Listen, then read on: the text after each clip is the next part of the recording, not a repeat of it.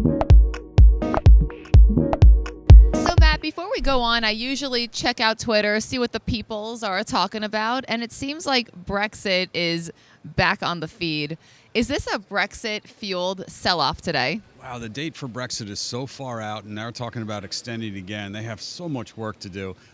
Could it be that? Yes. I just think it's right now. It's the psychology's changed a little bit. It's more sell the good news, and you're starting to see that across anything. So any kind of rally that we're seeing, they're hitting it. They're hitting all those bids, and they're going to reevaluate and say there's just too much headwinds out there right now. So Brexit could be the the flavor of the day, and that gives them another reason to sell.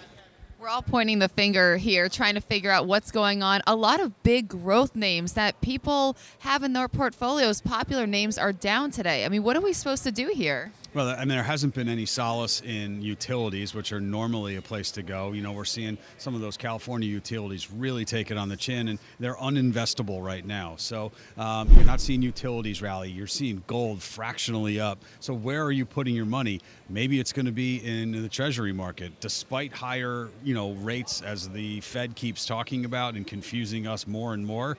You're seeing the 10-year go lower, and you're seeing, Treasuries go higher.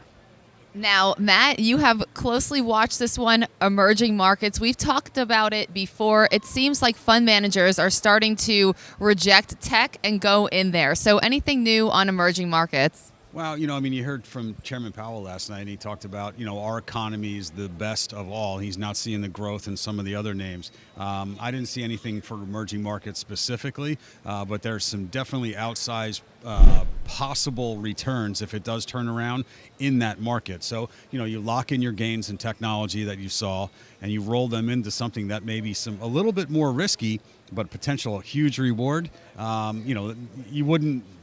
It's probably a good time to give that a shot right now because you have all year to make up that performance.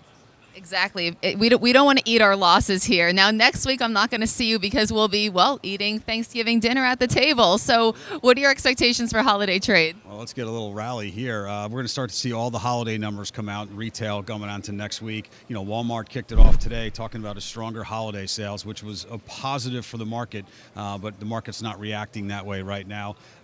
But if we get continuation of that and some of the bigger name retailers come out with the same type forecast, maybe that gives us a reason for a little Santa Claus rally. Ho, ho, ho.